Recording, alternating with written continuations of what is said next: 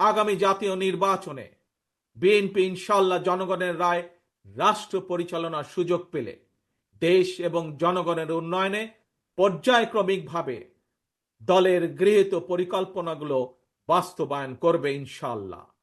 তবে যে কোনো দলের তাদের কর্মসূচি বাস্তবায়ন করতে হলে দরকার একটি জবাবদিহিমূলক সরকার, দরকার একটি নির্বাচিত সরকার।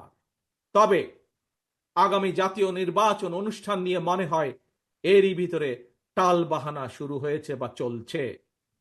কথিত অল্প সংস্কার আর বেশি সংস্কারের অভিনব শর্তের আবর্তে ঘুরপাক খাচ্ছে আগামী জাতীয় নির্বাচনের ভবিষ্যৎ।